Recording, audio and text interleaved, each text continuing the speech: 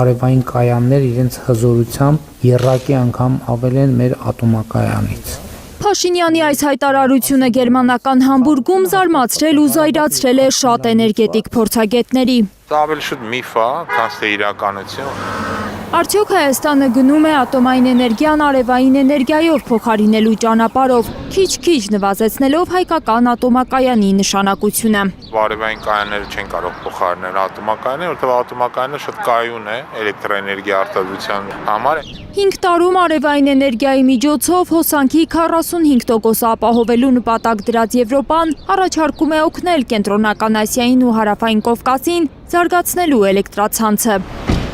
Դեկտեմբերի սկզբին Միրզոյանի Բրյուսելում եղած օրերին, երբ պետք է ստորագրվեր Հայաստան-Եվրամիություն ռազմավարական նոր օրակարգի փաստաթուղթը, Եվրամիության ընդլայնման հարցերով հանձնակատար Մարթա Կոսը հայտարարել էր, փորձում են ամեն ինչ անել, որ Հայաստանը քիչ կախված լինի ռուսական էներգիայից։ Էլեկտրոէներգիայի առումով Հայաստանը Ռուսաստանից կախվածություն չունի ուղղակիորեն, որովհետև մենք այնտեղից էլեկտրոէներգիա չենք ներմուծում, մեր էլեկտրոէներգիան ձևավորում է հիմնականում ատոմակայանում։ Ռուսական գազից հրաժարված Եվրոպան Հայաստանին առաջարկում է Կովկասյան էլեկտրահաղորդման ցանց ծրագիրը։ Եվրամիության ընդլայնման հարցերով հանձնակատար Մարթա Կոսը հայտնել է, որ ինքը Տաշքենտում ստորագրել է 500 միլիոն եվրոյանոց այդ ծրագիրը, որի նպատակը Հայաստանի էլեկտրացանցի միացումն է վրացականին ու նաև թուրքականին։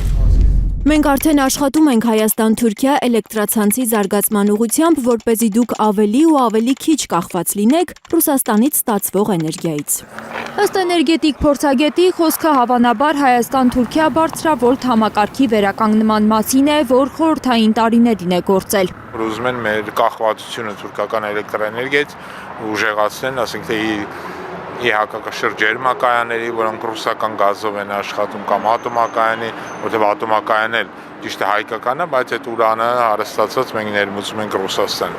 Այսինքն Եվրոպան Հայաստանին առաջարկում է կախվածություն Թուրքիայից դաշնությունից կախվածության փոխարեն, թեև վերջին դեպքում կախվածություն բառը խիստ անտեղի է համարում Անվելյանը, էներգետիկ համագործակցությունը կախվածություն չէ։ Եվրամիությանը պետք է Հայաստանին կտրել Ռուսաստանից եւ ինչ որ կախվածության մեջ բերել Ադրբեջանից եւ Թուրքիայից։ Հայկական ու թուրքական էլեկտրացանցերի միացումը կարող է վտանգել հայկական ատոմակայանի ճակատագիրը։ Անկարան շարունակում է պայքարել Հարավային Կովկասի միակ ատոմակայանի փակման համար, պնդելով, թե իր սահմանից 16 կիլոմետր հեռու գտնվող ատոմային կայանի շահագործման ժամկետն ավարտվել է ու այն վտանգավոր է դարձել։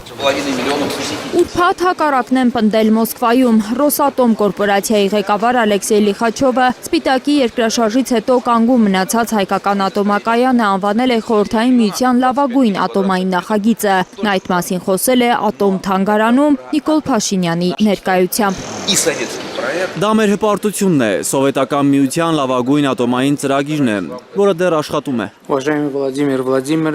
Փաշինյանը սեպտեմբերի վերջին հայտարարել էր, որ պատրաստվում են ատոմակայանի շահագործման ժամկետը երկարաձգել մինչև 2036 թվականը։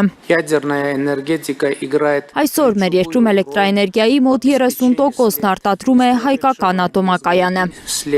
Եվրոպական շատ երկրներ վերադառնում են ատոմային էներգիային, հատկապես այս տարվա ապրիլին բլեքաութից հետո, երբ էներգահամակարգում խափանման պատճառով Իսպանիան, Պորտուգալիան, Ֆրանսիայի հարավ-արևմուտքը օրեր շարունակ մնացել էին առանց հոսանքի։ Ֆրանսիան ընդհակառակ իր ատոմային կայաններն է ուժեղացնում այս պահին։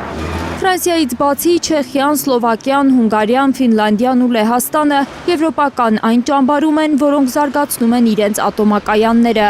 Հակառակ ճամբարում են Իտալիան, Իսպանիան, Բելգիան ու նաև Գերմանիան, որի կանցլերը Փաշինյանին խոստացել է օգնել հասնելու էներգետիկ անկախության։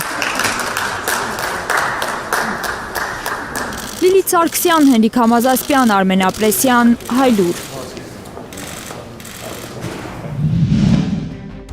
Հայաստանում եւ աշխարհում տեղի ունեցող իրադարձությունների մասին առաջին իմանալու համար բաժանորդագրվեք մեր ալիքին, սեղմեք զանգակը, որ բաց չթողնեք ամենահրատապը, ամենակարևորն ու հետաքրքիրը։